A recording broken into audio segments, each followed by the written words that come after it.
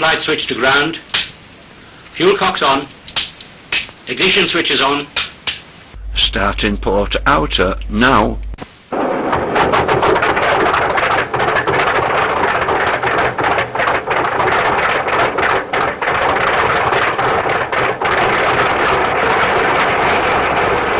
Starting port inner now.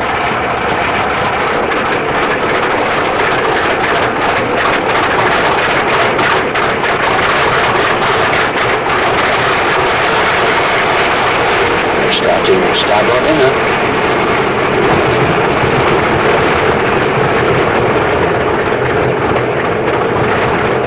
Starboard outer now.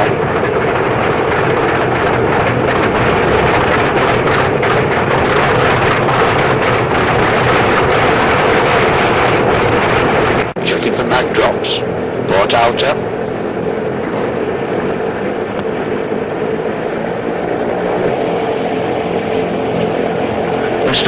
Stop gap. This is F for Freddy. Request taxi instructions. Over. For Freddy, this is stop gap. You are clear to taxi for runway 26 set QFE 1004. Over.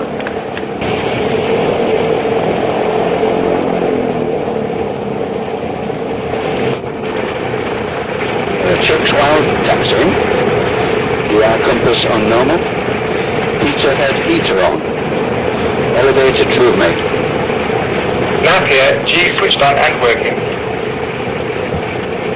Maimer, I'm right behind you, Skip. Engineer here, all temps and pressures normal, Skip. Sparks here, wireless okay, monitor off. Mid-upper here, come on up, the view's lovely. Is 270 at 15 knots gusting 20. Be advised there are aircraft in the rough circuit of it. Roger, stop gap. Lining up.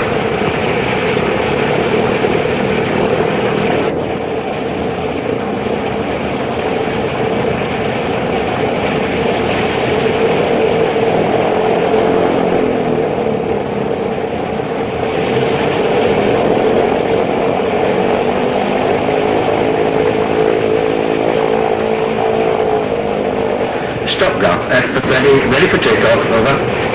For Freddy, you are clear to take off. Clear to take off, over. Roger, Freddy is rolling now.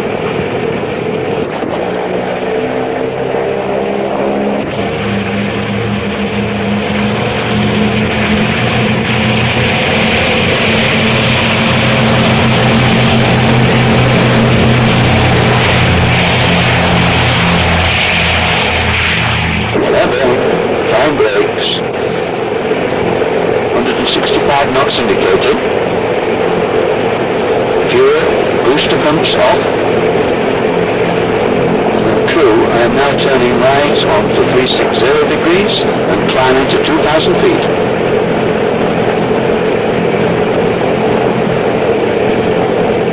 What do you mean? You hope my landing will be better than my takeoff?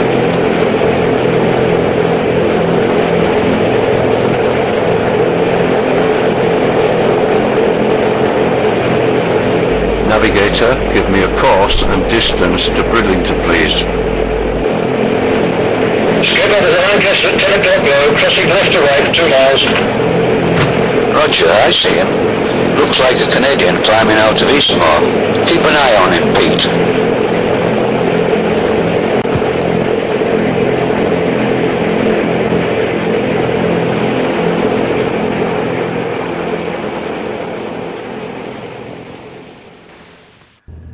Le 13 juillet 1944, un Halifax du 624e escadron de la Royal Canadian Air Force, unité d'élite travaillant pour 2 services secrets britanniques, l'OSS et le SOE, décolle de la base aérienne de Blida en Algérie.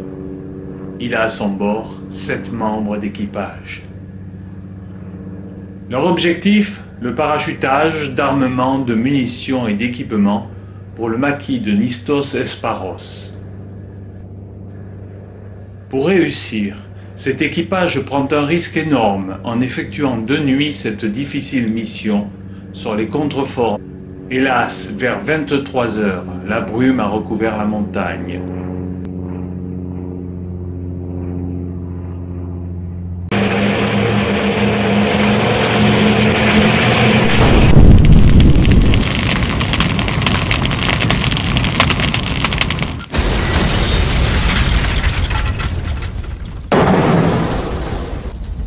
Mal équipé pour détecter les obstacles, l'appareil s'écrase à 1400 mètres d'altitude sur le flanc est du pic de Douli, dans le Haut-Nistos, sur les terres de la commune de Sakoué. Ce n'est que dans l'après-midi du 17 juillet que les restes carbonisés de l'appareil sont découverts par François Rumeau et Pierre Seub de Nistos. La vision est apocalyptique. Les cadavres de l'équipage sont carbonisés et commencent à se putréfier.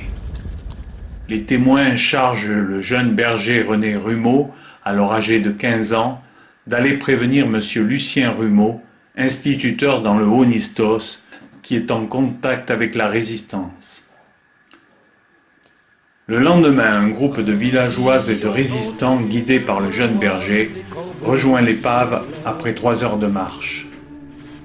Il leur faut une journée entière pour recueillir tous les indices, plaques d'identité, bagues, médailles, afin d'identifier les corps et de procéder ensuite à leur inhumation.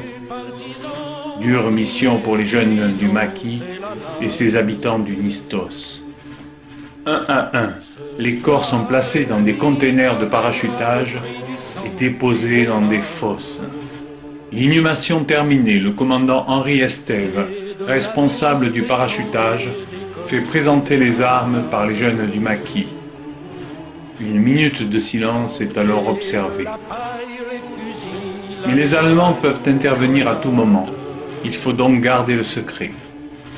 Les maquisards savent qu'ils peuvent faire confiance à l'admirable population du Nistos et de la Rise.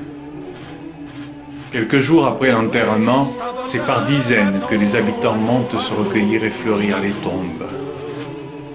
Les autorités officielles, informées par un rapport de la gendarmerie de Lourbarousse daté du 4 septembre, ne donnent aucune suite.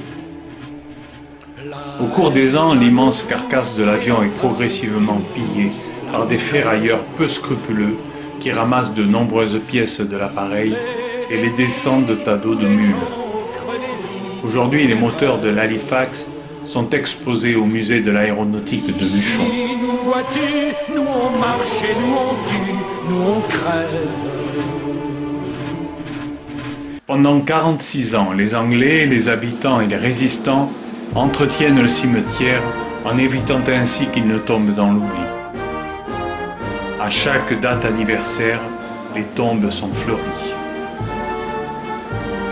Ce cimetière militaire, le plus haut de la planète, est rénové en juillet 1994 par 30 anciens résistants et amis de la résistance des Hautes-Pyrénées, aidés en cela de 8 membres du Souvenir français du Comminges.